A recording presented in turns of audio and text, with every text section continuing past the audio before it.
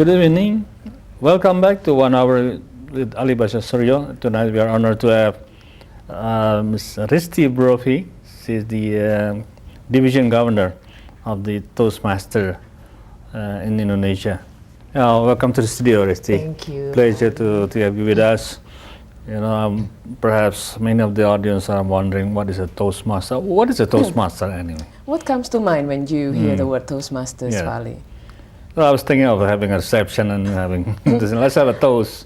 Exactly. Many people think that Toastmaster has something to do with drinking wine and proposing a toast at the end of the reception.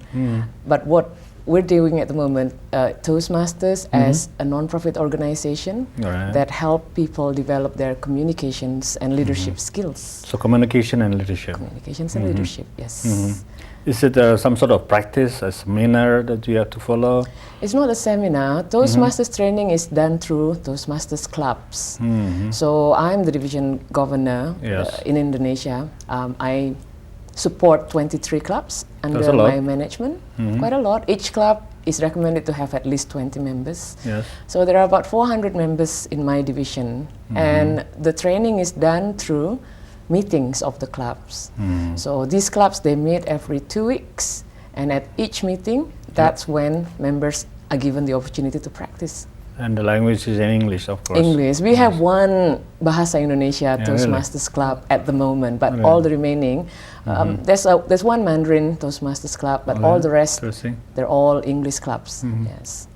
Who was the founder of this Toastmaster club? The founder's name is Dr. Ralph Smedley, and this gentleman started the whole movement back in the 1920s. So it's been around for more than 80 years. Not long.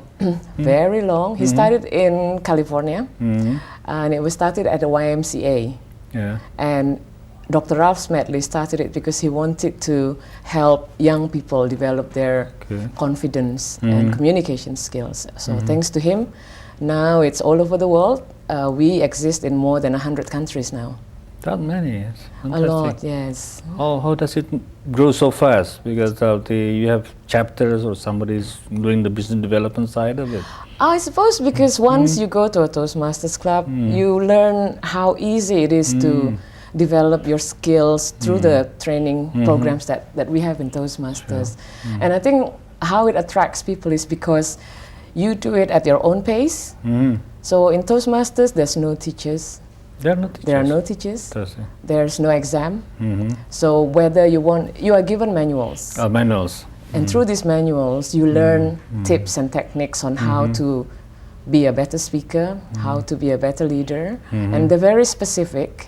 And obviously, after 80 years of experience, they are getting better and better by the year.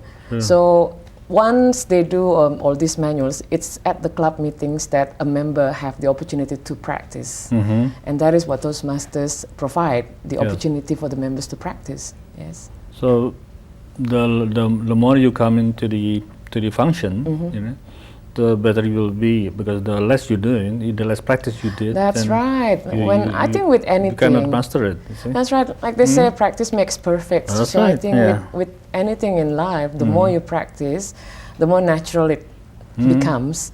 And without putting too much effort, you are already a better speaker than when you first start. And that's what Toastmasters is about. Yes. And when you start the class, I was trying to wonder, imagine, you start the class, everyone's sitting there, and then because you don't have teachers. No, we have no teachers. You call them what? Advisor, facilitator? No, in Toastmaster, friends help friends.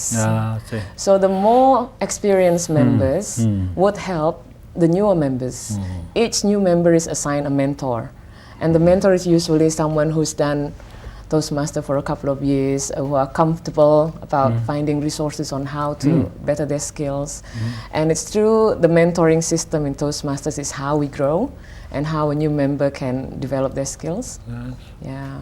At each Toastmasters meeting, there will be a prepared speech session.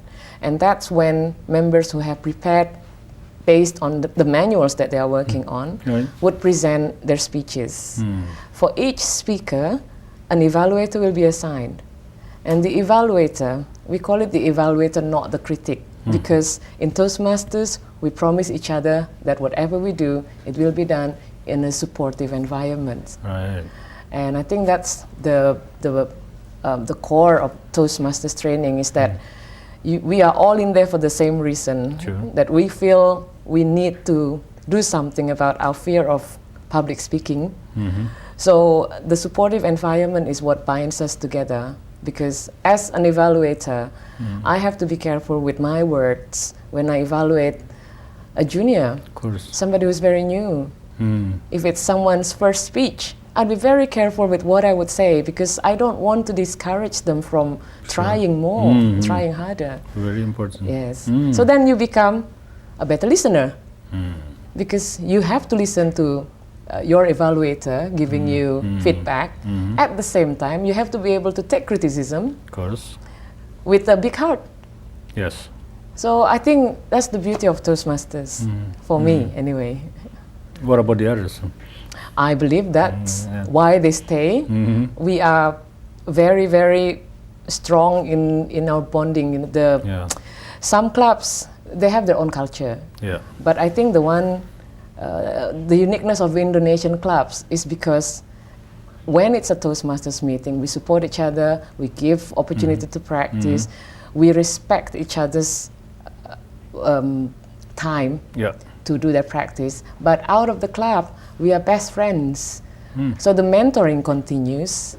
The discussion on which manual should I take, how do I do this, why do you think I'm still nervous when I'm in front of everyone? So it continues on. Yeah, and I think that's really something that makes us grow a lot now. What's the classroom size like? A Toastmasters club, when it's first chartered, must have a minimum member of 20. That much?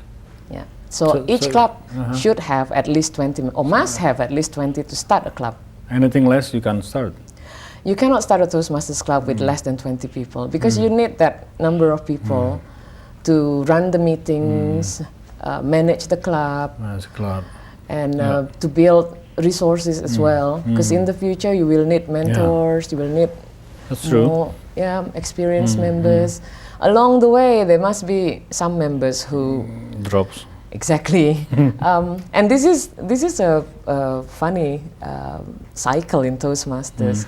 When people first come, they come because they feel they need help to be a better presenter, to be a better speaker when doing a presentation at work. Along the way, they come to Toastmasters, they get their trainings, they practice, they become really good speaker. So what happens with that?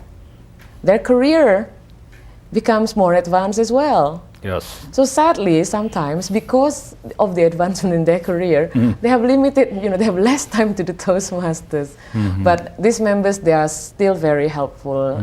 I think Toastmasters, they feel that Toastmasters has given them so much that they will always make an effort to try and give back. Yes. So you're saying here that the Toastmaster, by following Toastmaster, you'll enhance your career.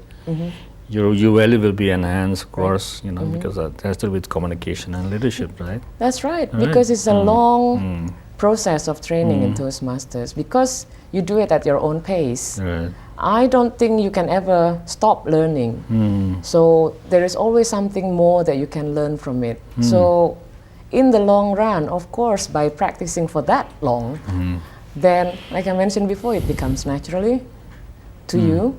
And without making much of an effort, you become better and better. I was wondering, the language, because it started in America, right? And then the language is English.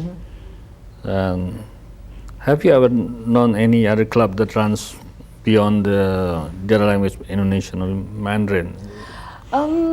What about some countries like Eastern Europe, like Poland, Hungary? Interestingly enough, I went to London a few years back, and I made an effort. I visited a Toastmasters club there. And the reason I went was because I wanted to know, for us in Indonesia, for many people in Indonesia, English is still a foreign language. It's not a language that they are comfortable to converse in.